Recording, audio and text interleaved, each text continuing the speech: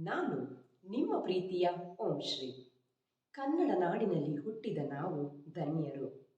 ಆದರೆ ಈ ಕನ್ನಡದ ಮೊದಲಿಗರ ಬಗ್ಗೆ ನಿಮಗೆ ಎಷ್ಟು ಮಾಹಿತಿ ಇದೆ?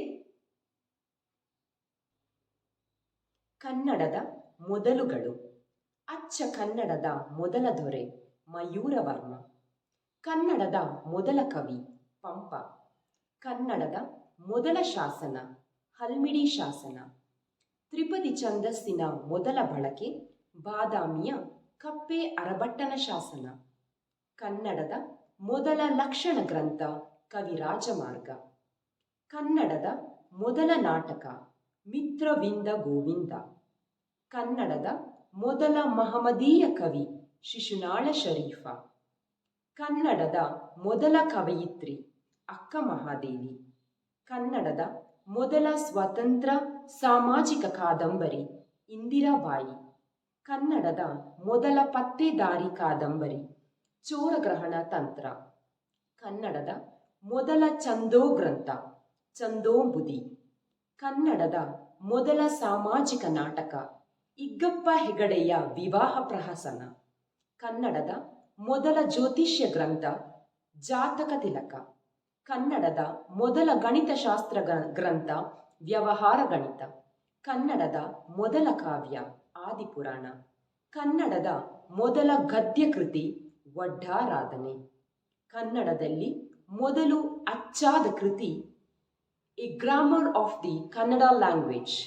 ಕನ್ನಡದ ಮೊದಲ ಪತ್ರಿಕೆ ಮಂಗಳೂರು ಸಮಾಚಾರ. ಹೊಸಗನ್ನಡದ ಶಬ್ದವನ್ನು ಮೊದಲು ಬಳಸಿದವರು ಚಂದ್ರರಾಜ.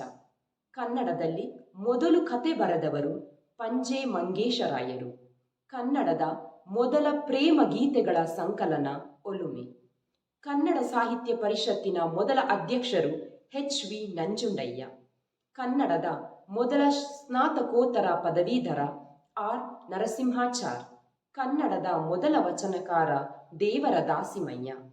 ಹೊಸಗನ್ನಡದ ಮೊದಲ ಮಹಾಕಾವ್ಯ ಶ್ರೀರಾಮಾಯಣ ದರ್ಶನಂ.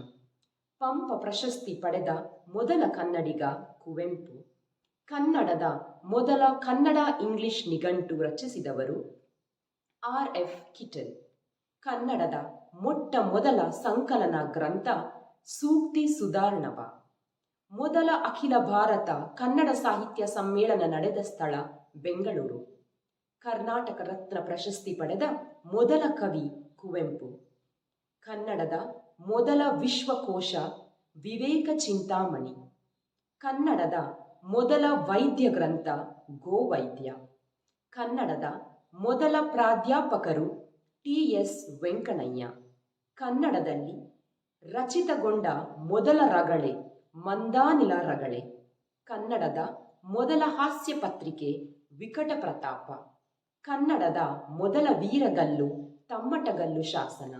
ಕನ್ನಡದ ಮೊದಲ ಹಾಸ್ಯ ಲೇಖಕಿ T ಸುನಂದಮ್ಮ. ವಿಡಿಯೋ ಇಷ್ಟ ಆಗಿದ್ರೆ ಸಬ್ಸ್ಕ್ರೈಬ್ ಮಾಡಿ, ಲೈಕ್ ಮಾಡಿ, ಶೇರ್ ಮಾಡಿ. ನಾಳೆ ಸಿಗೋಣ ಮತ್ತೊಂದು ಹೊಸ ವಿಡಿಯೋದೊಂದಿಗೆ.